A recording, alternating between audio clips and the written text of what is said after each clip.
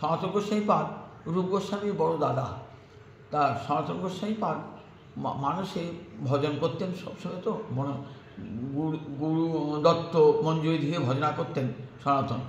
সনাতন লবঙ্গ মঞ্জুরি তো ভজনা করতেন।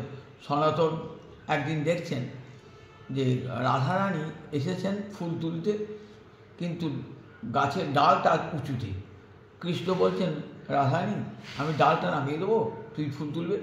তখন রাধারানী দাও, ফুল ডালটা নামিয়ে দিয়েছেন, রাধারানী ফুল তুলছেন।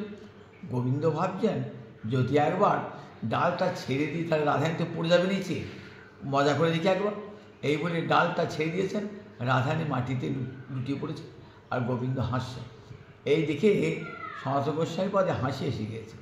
সেই সময় এক বাবাজি এসেছেন, পাটি তার খোঁড়া, খঞ্জ বাবাজি। তিনি ভাবলেন আমার পা তো খোঁড়া, বিকলাঙ্গ, সেই দিকে বোধহয় সনাতন আমাকে ব্যঙ্গ করছে।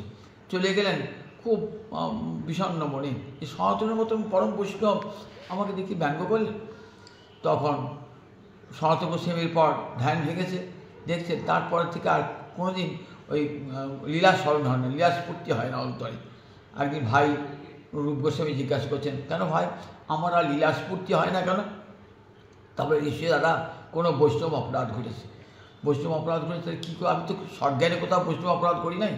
তবে এক কাজ করো বাবা, তুমি একটা ভান্ডারা দাও এবং সমস্ত ব্রজবাসীকে নিমন্ত্রণ জানাও, যে আসবে না জানবে তার কাছে তোমার অপরাধ হয়েছে।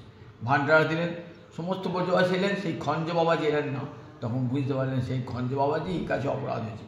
তাকে গিয়ে বলছেন, নত জানু হয়ে গললগ্নি বস্ত্র হয়ে বলছেন, হে বাবাজি মহারাজ আমাকে ক্ষমা করুন, আমি তো আপনাকে দেখে হাসি নাই, আমি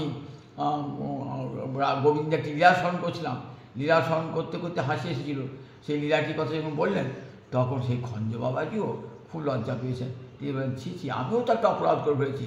তিনিও সনাতনের চরণে গড়া করে দিচ্ছেন, সনাতন সেই খঞ্জ বাবাজির চরণে গড়া করে দিচ্ছেন। উভয়ের অপরাধ দূর হয়ে গেল। জয় নিতাই, জয় নিতাই, জয়।